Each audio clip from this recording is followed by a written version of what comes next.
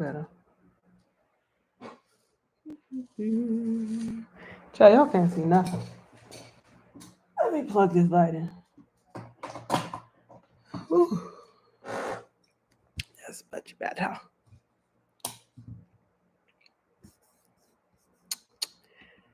Pin the question of the day. Hello, so great to see you all. Good morning, good afternoon, good evening. I'm just coming to you with a very short video today. I just finished doing a video podcast with my lady friends from the Black Women Leave America podcast.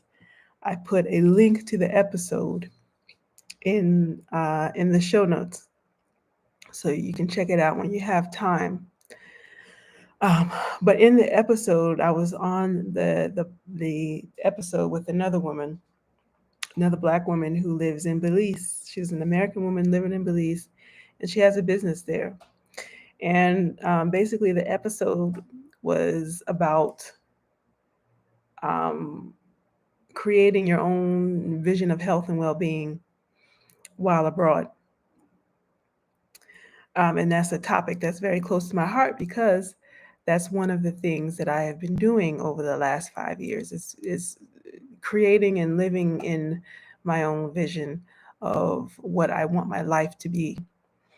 Um, and one of the things that I remarked on during a particular episode was that we don't get enough time or an opportunity to be able to do those things, to be able to create a vision for our health and well-being, to really put some time and effort into thinking about what it is that makes you happy and what it is that you want to do, what it is that you want to create. Um, we are raised with this particular program that tells us that we have to go be educated in a certain way, um, that you have to live in a certain neighborhood and live in a certain house that's worth a certain dollar amount in this particular neighborhood. Um, and the truth is, we are all born with different ideas of what an ideal life is, um, for us. And so, one of the things that I have done and continue to do is to create a personal manifesto for myself. And this is a short document that I use to be able to sort of make a personal declaration. That's really what a personal manifesto is. It's a personal declaration, mostly for myself. It's a personal manifesto for myself to be able to declare to the world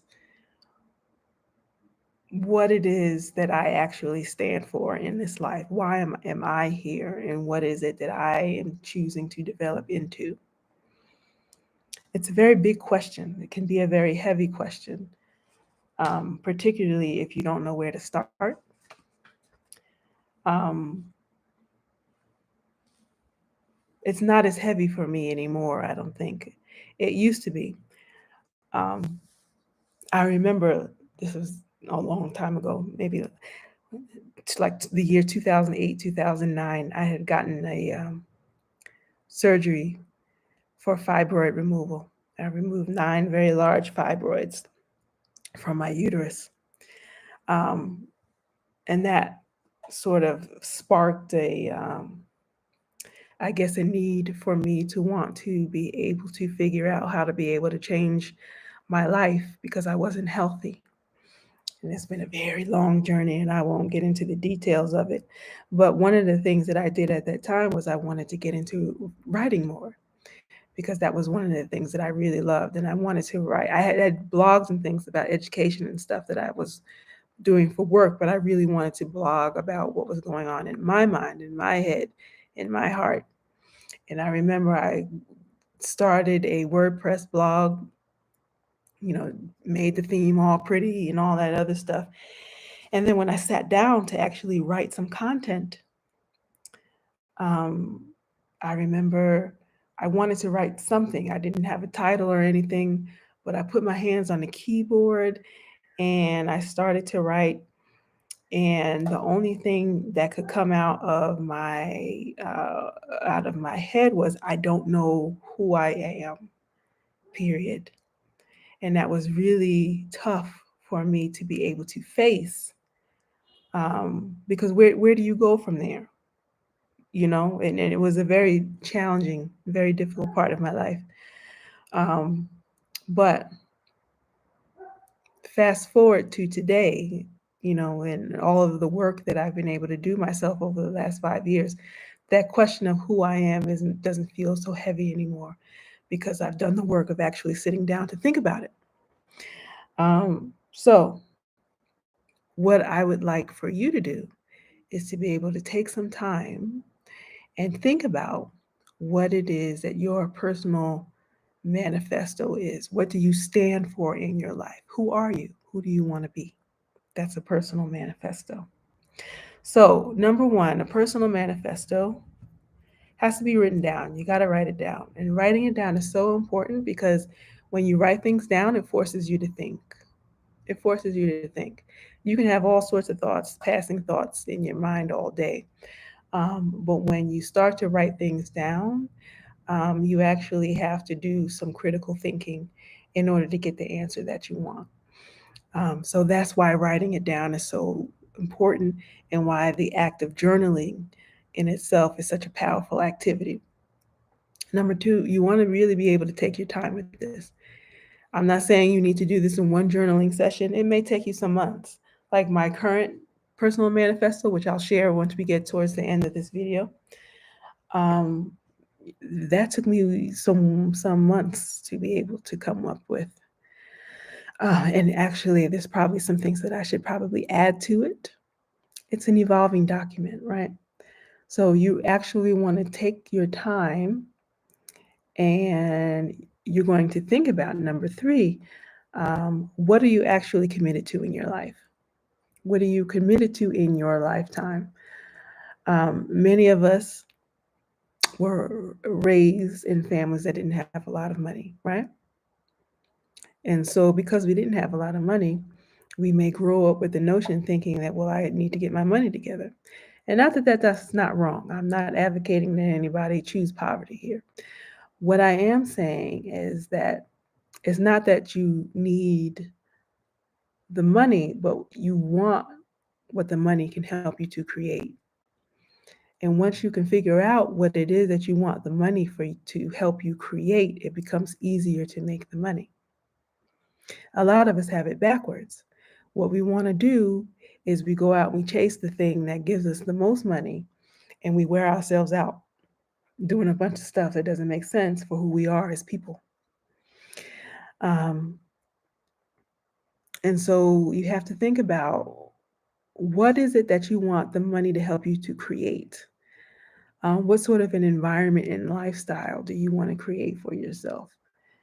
And for many of us, we come up with this six figure. No, I need to make six figures in a year, or I need to marry somebody who makes six figures a year so that I can take, so I can be well taken care of.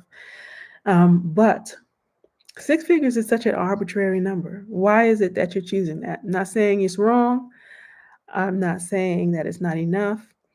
You can certainly make less, and you can certainly make much, much more than the six figures. All of that is up to you. What I'm saying is, you need to understand why it is that you want it, what um, what that your amount of money that you need, what does it serve, and what are you trying to create through making this money. Next thing you want to think about. Oh, let me do the question of the day, because once we get to the middle, we do the question of the day. When you start to think about what is it that you are committed to creating in this lifetime, you got to think about priorities, right? So think about, what is your greatest life priority right now? That's super important. You got to get in touch with, what is your greatest life priority in this moment. So you can put that, if you would like, in the comment section. What is your greatest life priority right now? And that can actually start to lead you to start to think about your your personal manifesto. Um, so that's excuse me that every time I do these things, my voice starts to go to hell. So that was the question of the day. You can put that in the comments. Um, next thing, number 4. The reason why Another reason why your personal manifesto is so important in writing it down is because it helps you to set a personal intention for what it is that you want to create. We have to be intentional about who we are and how we move in the world. How many times have you gotten up in the morning and you really had no idea what it is that you were wanting, that you were going to do? Now, I'm not saying that that means that you have to have every moment of your life planned out. But what it does mean is that if you have an overriding intention for what it is that you're trying to create in the world, that means that what you do in the morning should already be set. You don't have to think about it. You don't have to think about it. And that's really what your personal manifesto does. It helps you to set your personal intentions and what it is that you're thinking about. You make decisions about what belongs and what doesn't belong. It becomes very simple. Who belongs in your life and who doesn't belong in your life. There is no in between. There's no in between. You start to understand um, what what food do I want to eat? What food nourishes me? There is no in between. And that's not saying that you have to stick to a certain diet or that these things won't change over your lifetime or that one diet is best for everybody, but you get to choose what it is that works for you and what doesn't. Set your personal attention and what it is that you want to create. And then finally, you want to think about this as an evolving statement. Why? Because we are human beings who are always evolving. Who we are today, I am 46 years old, will not be the same person that I am hell next year when I'm 47, but certainly when I'm 57, I'll be a totally different person. And so your personal manifesto is something that you will have that will sort of grow with you. As you grow, the manifesto will shift to fit the new you, right? So let me go ahead and share my personal manifesto, and maybe this will give you some ideas for what it is that you would like to be able to write about or perhaps include or not. It's all up to you, but I'm just sharing personally what it is that I want to experience in my lifetime. So, my personal manifesto number 1 is to live with an open heart, especially when life tells you to close it.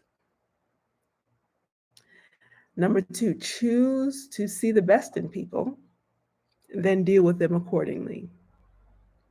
Choose to see the best in people, then deal with them accordingly. Number 3, commit to slow mornings. Meditate with art making, tea, or poetry reading. Number 4, connect with humans who are geniuses in areas you know nothing about. Number 5, decide how much money you need to live your most spacious, most creative life. Number 6, cultivate your voice in solitude, then build with people who get you. Let me say that again to make sure I read it right. Cultivate your voice in your solitude, then build with people who get you. I forgot which one I'm on, but forgive yourself for betraying your soul's desires. This is a huge one for me.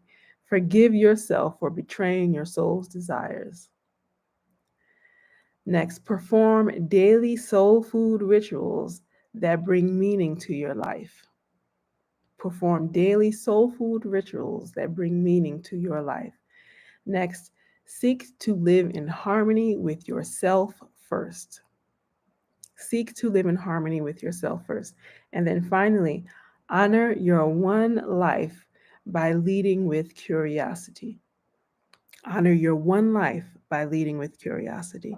So that is my manifesto in a nutshell. These are the statements that I choose to live by, at least at this point in my life right now.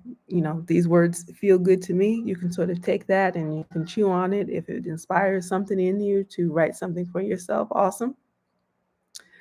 Um, yeah. Oh, one more thing. I actually went ahead and I started a Substack because I want to be able to share these sort of writing exercises.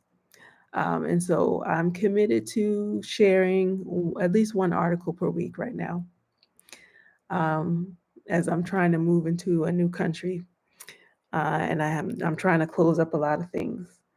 But once I move to Turkey, I'll have the time and space to be able to set the foundation for a lot of things that I want to be able to create for my writing business. I really want to be able to take the last 5 years that I've been working so hard on developing myself and becoming more self aware to be able to offer other women the tools that they need to be able to become their best selves, also. And that, at least for me, that starts with writing. It starts with writing. Writing is one of the greatest things that you can do to be to get a full perspective on who you are in the moment and where it is that you would like to go. So I'm doing that, and also it's also about being more creative, helping women to be more creative, and to help women to take their creative lives and to be able to figure out how to be able to build a life around their creativity. And I focus on writing right now. At some point, I'm going to include painting in that as well. I think I want to be able to take some classes on art, um, to be able to counsel people using art, to be able to figure out your life priorities through the creation of art, using watercolors and drawing and things like that. So I'm really excited about that. But join my Substack if you enjoy newsletters. I'm using Substacks. It's halana.substack.com. Um, I'll be, I think I'm going to share this. This will be um, my next week's article. So yeah, on personal manifestos. But if you want to be able to work with me as a writing career mentor, if you want someone to help you be able to learn how to become a freelance writer or create a lifestyle around your writing abilities, you can go to my website, which is linked in the description box below, or you can just go to halanablack.com and click on freelance writer coaching. And I'll be happy to set up an appointment with you. But I'll see you tomorrow. Peace.